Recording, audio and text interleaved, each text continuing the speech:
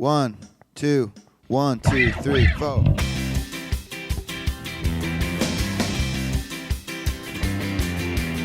Welcome to the Sales Hacker Podcast, folks.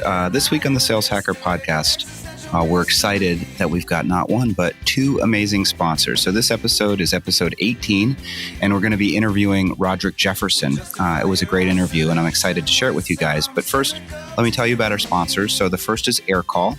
I've talked about them before. They're a phone system designed for the modern sales team. They seamlessly integrate into your CRM, eliminating data entry for your reps and providing you with greater visibility into your team's performance through advanced reporting. And when it's time to scale, you can add new lines and minutes and use in-call coaching to reduce ramp time for your new reps. So visit aircall.io/saleshacker to see why Uber, Dun & Bradstreet, Pipedrive, and thousands of others trust AirCall for the most critical sales conversations. I can also tell you from my conversations with the team over there that they are scaling very, very quickly and really just doing an incredible job. Our second sponsor is a company you guys probably know, Outreach, Outreach.io, the leading sales engagement platform. They triple the productivity of sales teams, and Outreach empowers them to drive predictable and measurable revenue growth by prioritizing the right activities and scaling customer engagements with intelligent automation. Outreach makes customer-facing teams more effective and improves visibility into what really drives results. So hop over to outreach.io/saleshacker to see how thousands of customers, including Cloudera, Glassdoor, Pandora, and Zillow, rely on Outreach to deliver higher revenue per sales rep. Finally, want to give us some shout outs to some of the folks that are listening out there. As I mentioned, the podcast has been growing. Every week's been bigger than the last, so that's been exciting. And thank you so much for everybody that's listening and sending me your comments and sending me your questions. A couple people that I want to specifically thank right now. Graham O'Gallagher from Blue Cat is hoping for a conversation and an episode about negotiation and pricing, which we will happily do. John Austin, who's the CEO of Taligent, he mentioned to me that I remind him of Michael Barbaro from The Daily at the New York Times. So obviously that's amazing. Thank you, John. Thukfan, who's a sales rep at Signpost. I love the Signpost, the company, and he's starting his own podcast.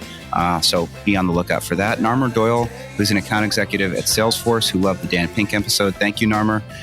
Bruce Bignell from Pi Data Metrics, who listens down over in London, and a bunch of other great folks. Logan Lyles, Brian Smith Jr. from Higher Velocity, who's host of The Launchpad, and Jocelyn Donlin from Conformist. So that's a mouthful, but it's a lot of folks. And again, if you're out there and you're listening and you have a question, you have some feedback, you want to hear a different format, please let me know.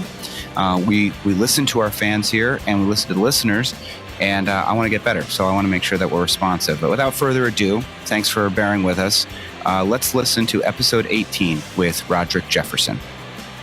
Hey, everybody. Welcome to the Sales Hacker Podcast. We're really excited about our show today. My guest today is Roderick Jefferson, and he's the CEO of Roderick Jefferson and Associates. We take it that is his own consulting firm. He's an acknowledged thought leader in the sales enablement space, and he's got 20 years of leadership experience building enablement organizations across the enterprise and SMB universe. He's won a bunch of awards, including the 2015 Sales Onboarding Program of the Year by Serious Decisions. He's one of the founding members of the Sales Enablement Society, and he's a member of several advisory boards, including Capella University and Celleration. So, Roderick, welcome. Hey, Sam, thanks a lot. Appreciate it. Thanks for having me on. So, you know, what we like to do just to sort of like get things started is to understand a little bit more about you and get a little bit of what we call your baseball card. So let's start off. Tell us, what is Roderick Jefferson and Associates? So we are a consulting firm focused on small to medium-sized business in that kind of $10 to $500 million range. And what we focus on is really helping to drive consistency, repeatable and scalable practices that lead to increased revenue. So focused on speed to revenue on the front side, on the sales consulting piece. Also, we have a focus on leadership and executive coaching. And finally, the third arm of the chair, if you will, is focused on keynote speaking. Okay. So you guys are doing a lot of different things. And then 10 to 500 million is a very wide range. So first of all, how long have you been doing this on your own? So we are in year one. Prior to that, for those 20 years, I was in corporate in a number of different companies and got to a point where it felt like it was really time to step out and hang that shingle and move towards the pieces of enablement that I absolutely loved and put some of the corporate things on the shelf for a while. Congratulations. I've done the same thing in the past, and it's always fun to build your own business. So 20 years, a lot of folks in the audience that are account executives, that are sales managers, that are always thinking about their career and managing their career in the right way. So what's your background? where are you from and where'd you grow up and how did we get from there to here? Sure. Originally from Texas, Louisiana area, grew up in the South. So very different from San Francisco Bay Area where I live today. After school, came out this way and started working in sales. So I am first and foremost a sales guy. Carried a bag for 5 years, sales leadership as well, and got to a point where had done really well. Went to President's Club a couple of times. What company was this with? This was with AT&T. Oh, wow. Okay, cool. And went to President's Club and realized that I really loved the process of selling. And so from there, I moved into, at that time, a sales training role and was able to take some of the processes and tools that I had come up with, which were very infantile back then, and replicate it and scale. And from there, created my own small niche in the training space. And from there, moved. And since then in my career, I have either run or grassrooted sales enablement at Siebel Systems, Network Appliance, Business Objects, HP, eBay, Salesforce, Oracle, and Marketo most recently. Wow. So all really, really big companies. And what you were doing there was building enablement process, sales training. Is that right? Actually, what I was doing was building the team because then I love when people say, oh, those are great large logos. When I came to Siebel, we were 280 people. So a very small organization. And that's why I decided to work in that SMB space. And I think the dots will start to connect a bit. When I went to Salesforce, I came in through an acquisition of a small little tiny company called Jigsaw that became data.com. And I remember Jigsaw. Yeah. Yeah. And we're finally integrated into Salesforce. When I came into Oracle, I came in through the Oracle Marketing Cloud. I was a team of me. And when I came into Marketo, similarly, I came in, built the organization, helped as a part of the leadership team to kind of craft messaging, positioning, et cetera. And it just blossomed from there. So is it accurate to say that sort of like sales enablement is really like the main thing that you're focused on right now? Absolutely. I'd say that's my primary focus. So we were at a dinner of the New York Revenue Collective a couple nights ago, and we were talking about what is the definition of sales enablement. So I'm curious on what your definition is, because I think there's folks out there that sort of lump it into operations. Sometimes people are talking about assembling the sales technology stack. How do you define it? It's interesting. Sales enablement become a very, very sexy term all of a sudden. And a lot of organizations have grabbed onto it. And you're right. It could be sales ops in some cases. It could be product marketing in other cases. Now, my definition, and I'll say that because if you ask 10 people, you're going to get 12 definitions. And that's actually why we started the Sales Enablement Society, was to get a clear definition and a charter for sales enablement. And so my definition is really helping getting sales teams into the right conversations the right way with the right tools. And we help them to break the complexity of sales enablement into practical ideas through scalable, repeatable processes that ultimately lead to increased revenue. And that's the bottom line, is what are we helping to do to move the needle from the onboarding all the way through the tools and then stepping into the continuing education piece. So sales enablement is an ongoing occurrence, not a single event. What if you're going into an organization and they just purchased Roderick Jefferson and Associates, and there's a really wide range of possible activities that you can develop to implement sales enablement? Where do you start? What are sort of like the top 2 or 3 functions or areas of focus that you drill in on to help accelerate that revenue generation process? Well, there are 4 components. And the first is to do a overall needs analysis and audit. And that is across the multiple lines of business. That's from the executive team down, and it's also from the sellers, the individual contributors up, because that gives me a well-rounded picture. Then we add in, small sprinkles of, let me talk to a few of your customers. Let me talk to some of your top sellers, some of your more difficult or struggling sellers. Let me talk to people in the alliances group, because I want to get a well-rounded picture. So that's the first part. And then from there, the analysis phase is complete. I can now move forward, and it will point me into a number of directions.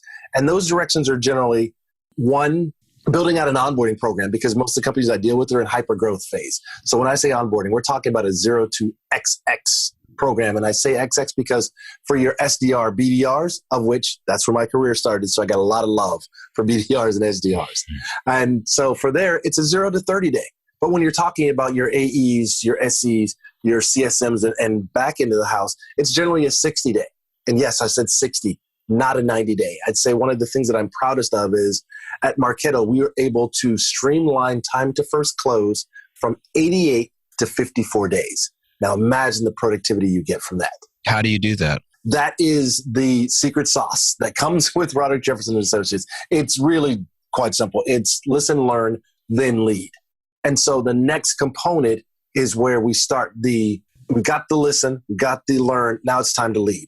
And the next piece is either to help establish and or up-level the existing sales enablement function inside of a company. And finally, the fourth component is putting in place a long-term continuing education strategy, as well as the tools, the templates, the KPIs, and then the associates come into play for the execution piece. So how does sales enablement differ from sales management? Where do you draw the line and the distinction? Because a lot of what you just said feels like it's the job of the sales manager or VP of sales to do all of those things. There is a symbiotic hand-in-glove relationship between the two. I believe that enablement is here to understand the needs of the business and translate those into tools, templates, programs, processes. And then where the sales leadership comes in is they should own the adoption and the execution piece. And then on the back end, enablement circles back again to own the tracking, the metrics, the KPIs, and the reporting piece. So we're working hand in hand. Okay, interesting. So is it accurate to say that your process is that listen, learn, lead? Is that accurate? Or, what are some of the fundamental building blocks that you're teaching the teams when you go in there? Well, you're absolutely right. You nailed it. It is the listen, learn, lead philosophy that we take. And where we dig in is once we understand where the gaps are, or in some cases, in a lot of cases, the silos are, then what we do is help to collaborate, communicate, and then orchestrate. I look at sales enablement as the hub that spokes out to every part of the organization. I call us the translators of dialects and languages. And what I mean is, I don't expect product marketing and ops to all speak each other's languages. But we have to be able to speak all those to translate it into sales speak out to our prospects and customers, and then transversely to bring it back in-house and get that feedback and be able to articulate it to each of those organizations in a language that makes sense to them. Are there any specific tactics that you use to do that? And I guess the other question I have is, do you report in your, if we're part of a high growth, hyper growth business, are you reporting up to the chief revenue officer? Are you reporting to the COO? How do you view sort of like the org chart to make sure that the hand in glove relationship is most effective? It's actually all of the above. And that's the great thing about being a consultant is you actually have a horizontal report rather than a standard use case of having the org chart. So generally I'm working with the CRO, sometimes the CS or the CSO, whichever they may have. We always want to make sure that the COO is included because of the ops pieces that come into place from the execution. And then I want to also align with the CMO or whoever heads up marketing, because I look at enablement as the deliverers of that content, where marketing is generally creating that content. Understood.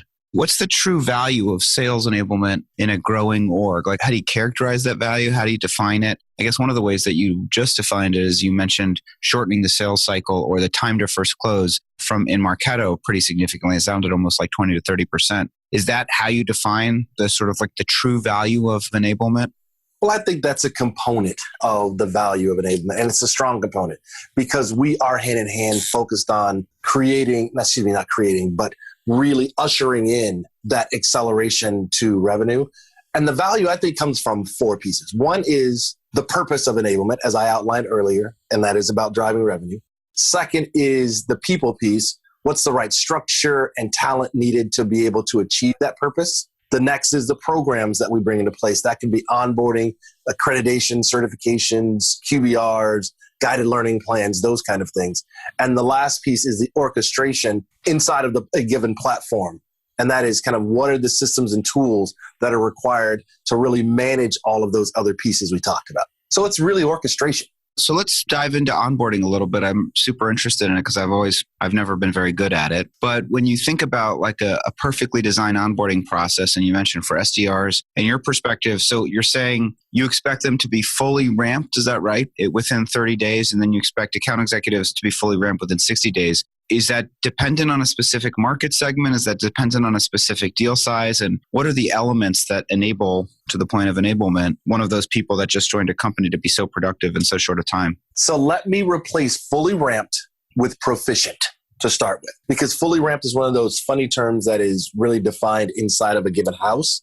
So I prefer to go with proficient. And that is, they have the tools, the processes, the programs, and the content to be able to go out and message and position consistently, and to be able to understand the pieces of the discovery and qualification, as well as the messaging and positioning, the internal partner ecosystem that it takes to close this deal, and then the processes and tools that happen once the deal closes.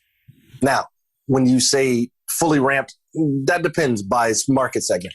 I could have fully ramped by BDR, obviously very different than SMB mid-market, and then a longer piece when you look at the enterprise, because one is a volume velocity deal, one is an activity deal, and another one is a relationship sell.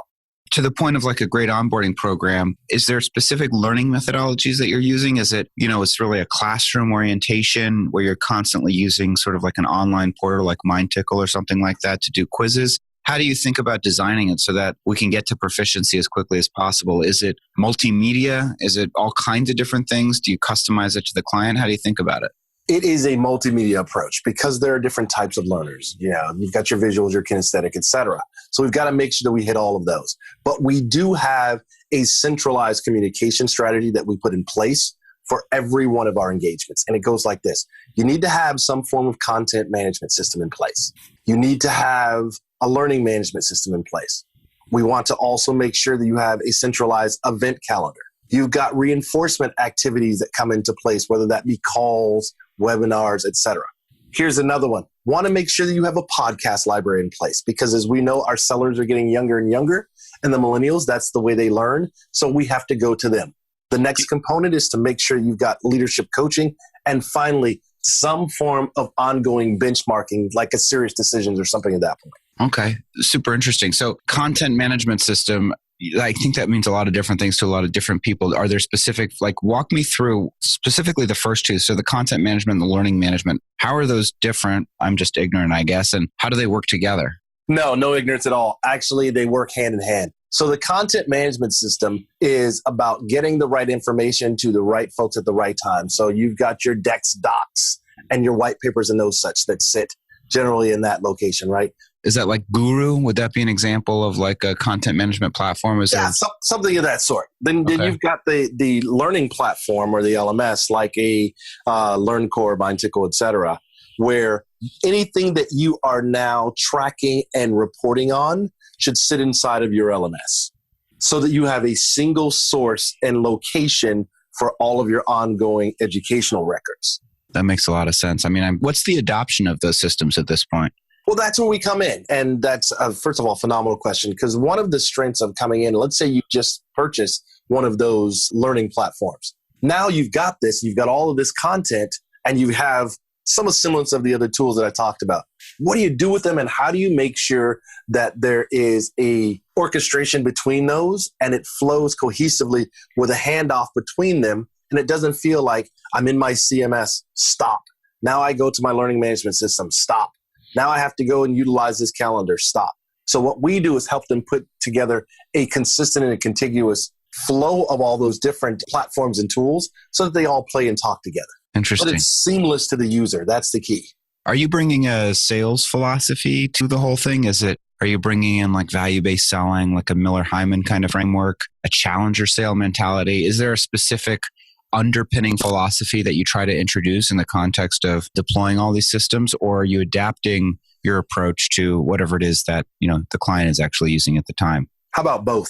We are very, very agile and adaptive to those. And the great thing of being in sales enablement for the last 25 years is I have actually instituted just about every one of those that you've talked about, whether it be Challenger, all the way back to the old Spin, and that's probably going to show my age, but everything in between. So there's an understanding there. We have a very senior team, but we also in-house have, for those that don't have a sales methodology, we have our own sales methodology we call agility selling. So that can be instituted alongside with the others or in place of the others. Tell us about agility selling. Sure. It's more about solving of issues rather than really focused on something like a challenger, which quite honestly, I don't consider a sales methodology. I consider it a sales approach, But there, it's about curiosity and about continually asking questions to be answered. With agility selling, it's about problem solving. First question we have is, what problems do you have that are now causing you pain? Sounds similar to every other methodology, right? The difference is we approach it in a reverse order. Instead of starting with that problem, we start with the buyer journey. Where does that problem that you have fit into the overall buyer's journey, rather than trying to have your sales process, your sales stages fit into that buyer journey? Let's start with the buyer and figure out how then your sales stages fit into the overall buying journey. I would imagine that part of what you do is take whatever they've got and ensure that it's embedded into like a sale. Absolutely. And then we look at the CRM and make sure that that's all tied together. Yeah. You've been doing this, like you said, you're sort of a pioneer in the sales enablement space. Thank you for pioneer instead of grandpa. What's changed? Selling for 25 years, working at some of these, as you said, big logos, and some of the points at which you've joined these companies is through acquisition. So you're at a smaller company. And of course, Jigsaw was really well known back in the olden days. How do you view sort of the approach to sales, what the buyer's experience is with all of us trying to pitch them things? And what do you think are the themes that have evolved over the past 20 years, 25 years? Well, there are a few things. First and foremost, I think that buyers are, because of tech, buyers are far more savvy now and further along in their buying cycle by the time they actually bring in a sales rep or an AE. That's one. The second is, I believe that the buyers now expect you to speak their language instead of trying to have them conform to your language or your messaging and positioning. The other piece that has changed significantly are the tools that are required. At one point, we would sit down for a half an hour and we'd watch a webinar or we'd listen to an online piece. Not so anymore. Right now, the world is about what I call knowledge bites. I can now pull together 6 5-minute podcasts where I can't get the typical millennial to sit down for half an hour. So the way that we deliver content has changed significantly. The modalities have changed. They've certainly improved, but they've changed the way that we teach. And most importantly, I think we are getting away from training and getting closer to enablement. And my philosophy is that you train animals and you enable people. To the point of a knowledge bite, right? We just got one. You train animals and enable people. But in practice, what does that mean to you? So let me clarify that for the folks that are out there, professional trainers, because I was in that boat as well. And I don't negate them at all. And I certainly hope they don't take that as a disrespectful statement. That's not the goal. What I mean is training is reactive. It's spot. It's one time without a lot of KPIs or ROI around it. Here's what enablement has turned into now, or is moving towards, should I say. It is a long-term strategy that's woven into the fabric of the company that starts at the interview process all the way through the life cycle of a sales career. And it's also collaborative. And it's back to my statement earlier. It's about listening, learning, then leading. But then you come back with the KPIs and the ROI behind it, and you can now put hard line. Let me say that again. Hardline ROI figures can now be added to enablement activities. So what are your favorite KPIs to justify the ROI of hiring Roderick Jefferson and Associates? Well, I think there are two sets of KPIs, first of all, that drive ROI. There's one that enablement influences, and those are things like accreditation or certification completion, attach rates, average deal size, collateral use of frequency, pipeline created, number of closed deals, product mix by segment, obviously quota attainment, first time to revenue or speed to revenue, first close. There's win rate percentage, there's attach rates, then there's CRM cleanliness. Then there's the pieces that we own. And those are things like the accreditation, passing rates, the course assessment expectations, assessments, surveys, biannual needs analysis, quotes and anecdotal feedback, and then, of course, the tracking, the metrics, and the reporting piece. If I'm, I guess, a CRO and I want to bring you guys in and I'm trying to think about how to invest in enablement the right way, and I know that we need to design an onboarding program, I know that we need to do reinforcement, I need to sort of segment out the investment that we're going to make in sales enablement technology broadly defined. The way I'm going to, if I had to pick two numbers that would improve, would you say it's sort of like win rate and deal size? Or am I thinking about that the right way? No, you've nailed it. It is speed to revenue and deal size increase. Got it. So, and to the point of, again, like the evolution of 20, 25 years and the explosion of tools in the space. So you mentioned, it sounds to me like sort of enablement heavily, dependent on thinking about like you want them to have a content management system. They need to have an LMS, something like a LearnCore or MindTickle or something else. What are the other key tools? I'm thinking about call coaching software. I'm thinking about like Cadence and smart sales enablement software. When you think about a recommended tech stack as you're doing a needs assessment and analysis, we love it if you pick your favorite vendors, but I'm also happy to speak in generalities for fear of offending anybody. But absolutely, remaining vendor neutral. Well, you know what? You've nailed most of them. I think the only thing that you left out is ensuring that there's some form of centralized event calendar. That way, everyone is aware of it, and sales leaders can plan for this as well. And you can also work with your people or your HR group to make sure that you are timing your hiring cycles to the events that are coming up. Do you mean like marketing events? Do you mean, hey, we're hosting a conference in October? No, what I mean is hiring events, thinking from a sales perspective.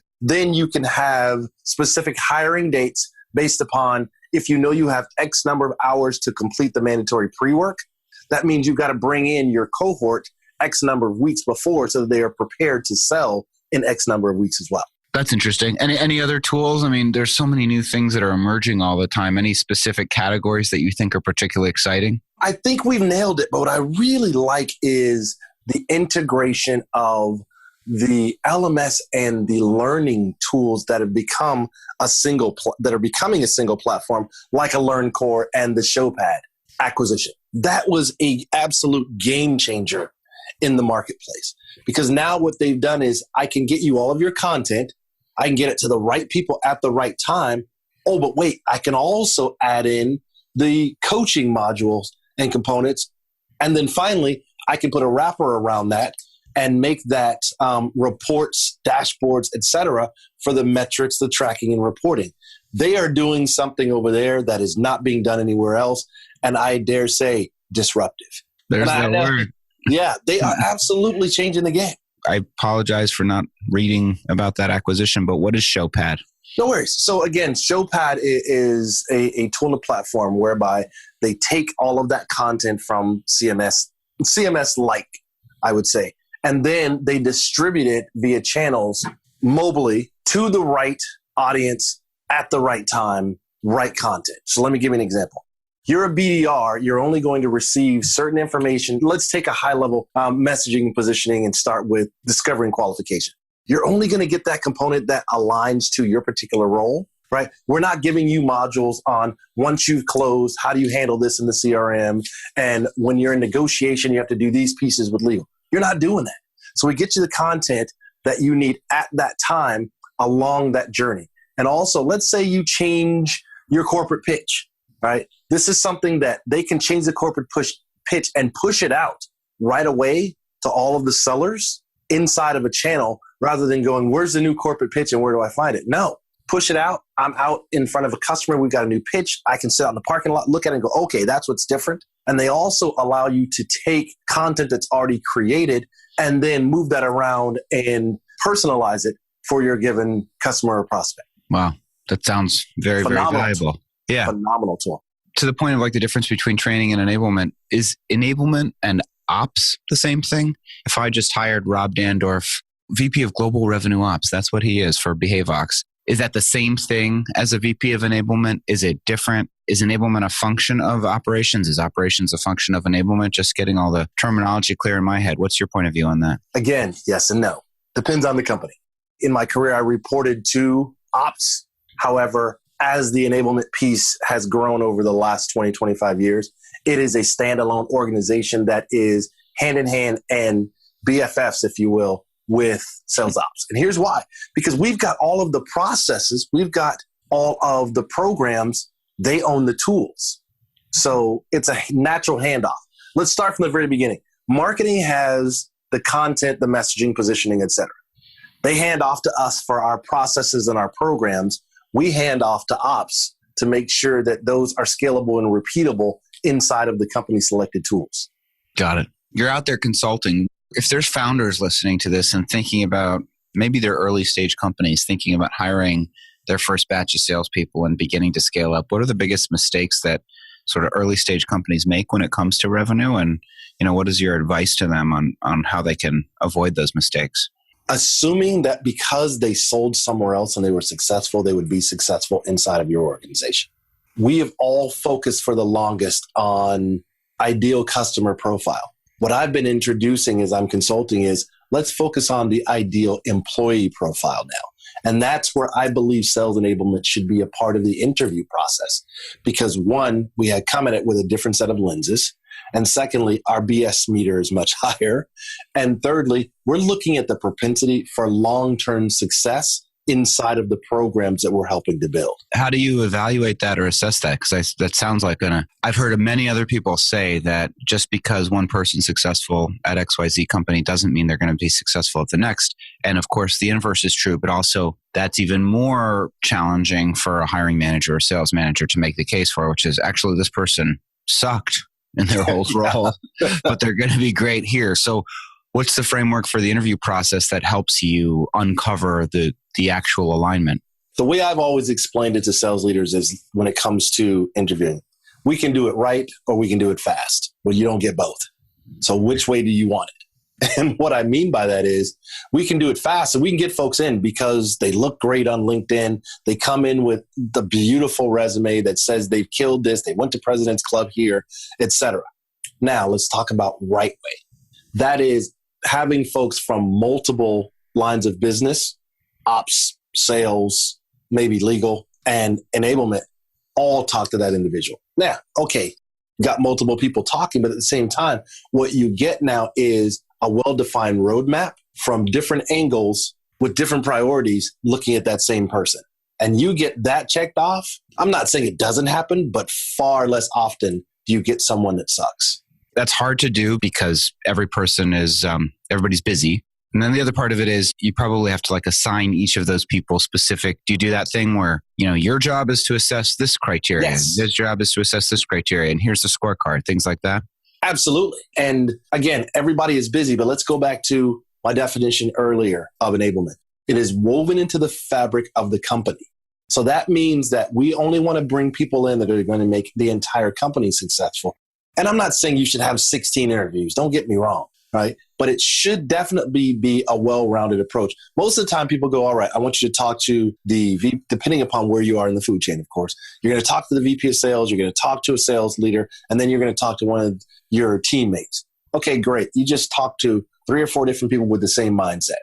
How about I want you to talk to someone from sales leadership, someone from enablement, someone from ops. Now what you get is diversity of thought around that person. And yes, you have individual pieces that you're looking for, and the red flags may be very different in one category than they are in another.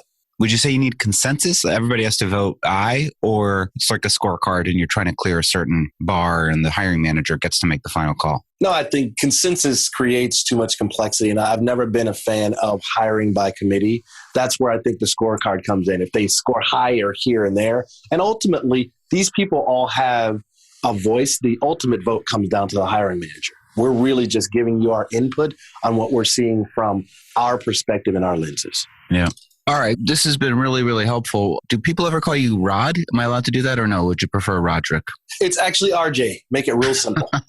That's even better. All right, RJ. A few more questions. So here's something that happens to me a lot on LinkedIn. I get outreach or I end up interviewing people that started off in a different function. And I mean, how many, so many different VPs of sales, because it's really hard to major in sales, as many, many people will teach you. And so, they majored in political science or they were going to be lawyers and they end up in a sales career. So I think there's a lot of people out there, they don't know how to assess themselves to see if they would be a good fit for a sales career. What do you think are the criteria? If you're a young person working in product or you're in investment banking and you want to make the jump to startups, how do you self-evaluate to figure out if you'd be good at sales? What are the qualities that you think are important? First of all, none of us majored in sales. I was a radio and television broadcast major. How I got here is still beyond me. Right. So I do a lot of speaking at different colleges and universities, and I get this question a lot. And so the answer I always give is you will find 6 to 8 jobs in your life. Your career will find you. So if it doesn't find you right away, it's okay, but it will find you eventually. Now, if you want to go into sales, the thing I always tell people is start doing the most non-threatening activity on the planet. Ask someone for an informational interview. I'm not asking for a job. I'm not asking to help me get in the company. I'm asking you to tell me about you, the one thing that everybody's going to talk about. But go in and make sure that you have a set plan of questions that are going to help you direct and navigate either left or right when you come out of this conversation. It's not just, hey, so tell me about your career and what you did. It's, I have specific questions about, tell me what your job looks like. What do you love about your job? What do you not like about your job? And I call it the candy bar piece. And that is, what would you do if you were only paid in candy bars in your job today? That's interesting. Do you have a point of view on, the extrovert versus introvert versus ambivert? Obviously, there's all this research recently that actually introverts are pretty good at sales. Besides informational interviews, are there sort of like ways of looking inside yourself to figure out if it's really going to be a good match for you? There are. And it comes down to what segment. Again, if you're looking to come in as a BDR and an SDR, you need to be someone that has the propensity to learn and not afraid to say these three words. I don't know. You walk in as a sponge, you will be incredibly successful as a BDR. Now let's move up. You're walking into a potential role that is an SMB in its volume velocity. If you don't have a strong attention to detail, you can't shake and move and churn quickly. That's not the role for you, because that's what you're going to be doing, is working with multiple companies, multiple clients, multiple personalities all at once. And you have to keep those in some kind of alignment and keep all of the plates spinning in the air. If you're coming in as an enterprise role, whole completely different ballgame. Generally a relationship sell, and probably going to be more mature later in your career. I don't know a lot of folks that come out of school and walk right into enterprise sales roles. For that reason, we're expecting you to bring your tenure, your background, your knowledge, and in the old term, your Rolodex or your network these days. And that's just not established yet. Yeah, that's really interesting. One last question. We always like to sort of get influences and hear about other people, books that you're reading and things like that. But, another question that I get fairly often, you made this leap early in your career, it sounds like. I get questions from individual contributors. There's different flavors of this question. One of them is, hey, I'm being presented with a management opportunity, but I'm also being presented with this incredible kind of IC individual contributor opportunity. And, how do I think about that? The second might be, I've been doing this thing for a little while at small company. I'm trying to figure out, should I go to the big company and be mid-level, or should I, go to the small company and be a VP of sales? But ultimately, the foundational sort of question is, how do you figure out if you should make the leap to management? How emphatic you should be about moving from an individual contributor role to a management role? What's your advice to people that are sort of faced with that dilemma? Or maybe they're not actually being presented with the choice, but they're saying, you know what, I've been doing the individual account executive thing for long enough, and I'm drawing a line in the sand, and I'm just going to make myself a manager somewhere, even if it's not at wherever I'm currently employed. Don't draw a line. Do not draw a line in the sand. Let me start there. Fair enough. We all say by 24 months, by 12 months, by 18 months. No, it actually really comes down to, what are your career goals? What's going to enhance your quality of life? Where do you see yourself going? And do you have the network to get there? Let's go with the old adage of, your net worth is determined by your network. Okay? We all know that's true, especially in sales. It's about who you know. So I've always looked at it from the perspective of, I've done my homework. I've got the numbers that support it. I've got the right folks behind me that are supporting me to move. And do I have a mentor or a sponsor that can help me get there? And let me explain the difference for people that don't know. A mentor is someone that speaks about you. I can get your resume in front of the right person. I can move you up in line. A sponsor is someone that speaks for you. And that is the person that says they may not be ready yet, but I'm willing to put my reputation on the line, that I'm going to get them prepared to get there. Especially when you're moving to a leadership role. If you don't have that sponsor that will say that for you, you're not ready. That's interesting.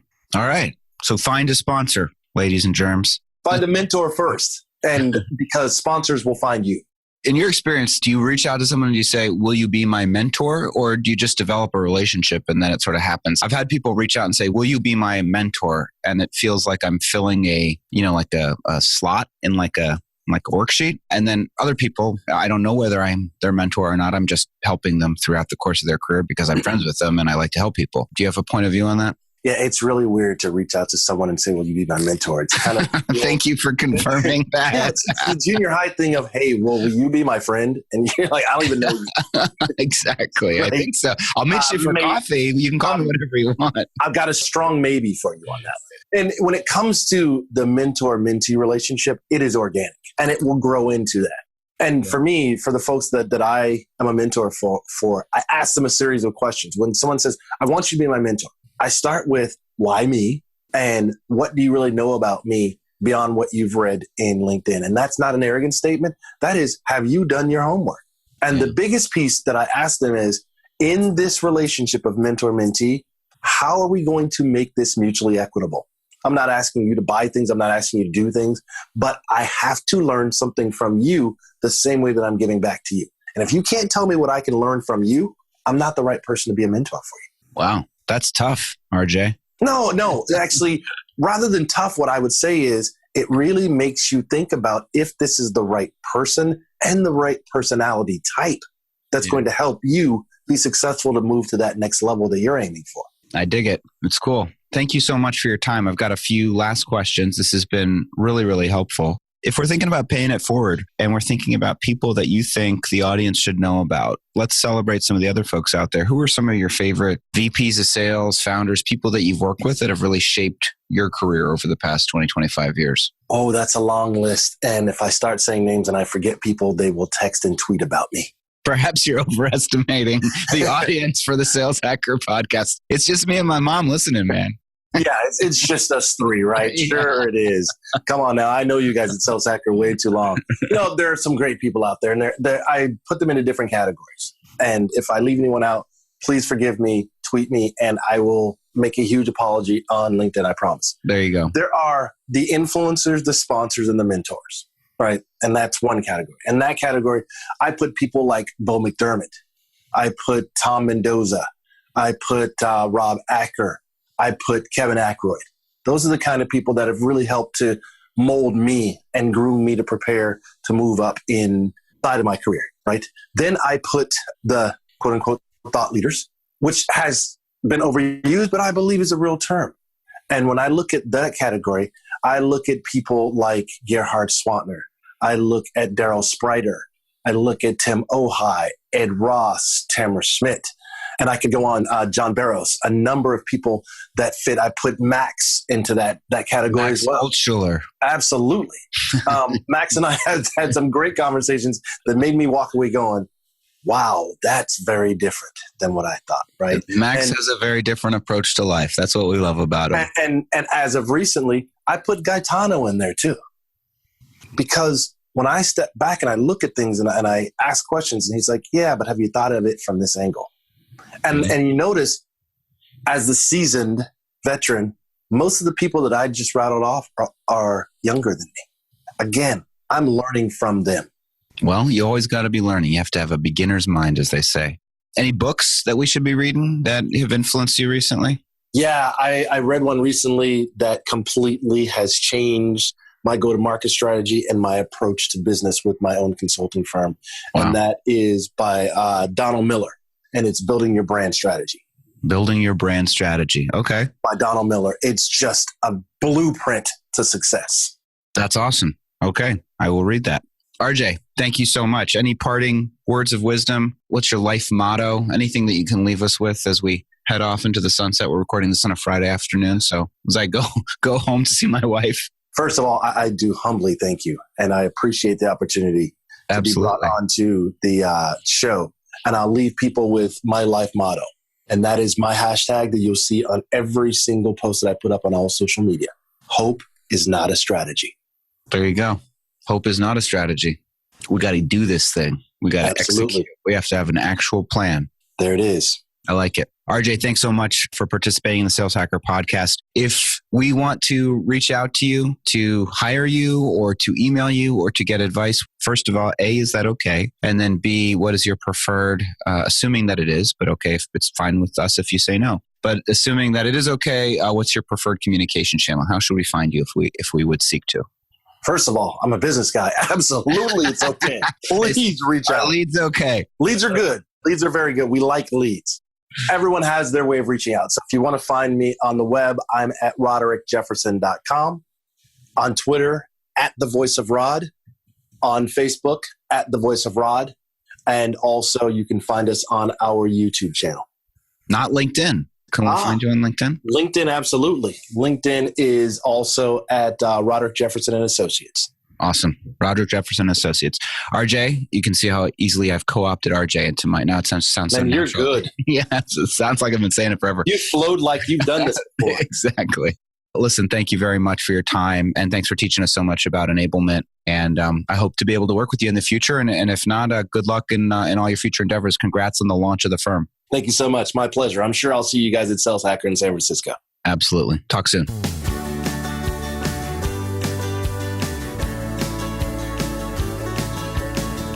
Folks, it's Sam's Corner. That was a really interesting interview with Roderick Jefferson from Roderick Jefferson and Associates, who has spent time at all of the big names that we all know and love, Salesforce.com, Oracle, Marketo, and many, many more. What I liked a lot of things about what he said, of course. It's both true and I'm obligated to say that. That's the way sales and promotion work. But one of the things that he said was your network is your net worth.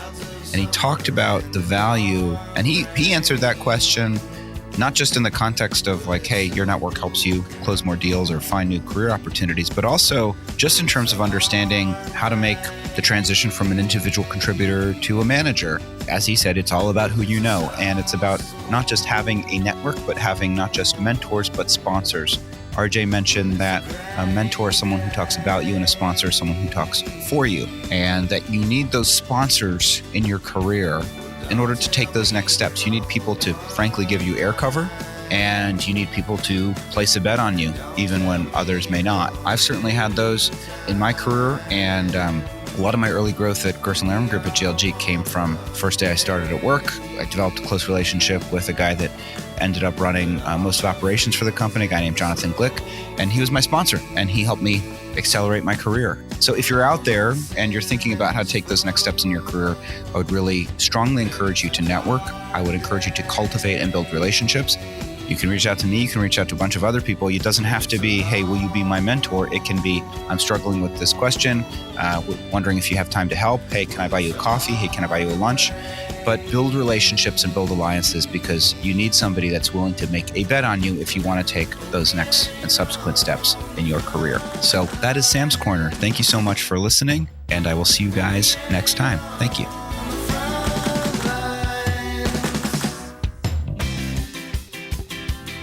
To check out the show notes, see upcoming guests, and play more episodes from our incredible lineup of sales leaders, visit saleshacker.com and head to the podcast tab. You'll find us on iTunes or Google Play. Obviously, if you enjoyed this episode, share it with your friends or peers on LinkedIn, Twitter, or elsewhere. I guess elsewhere would be Facebook.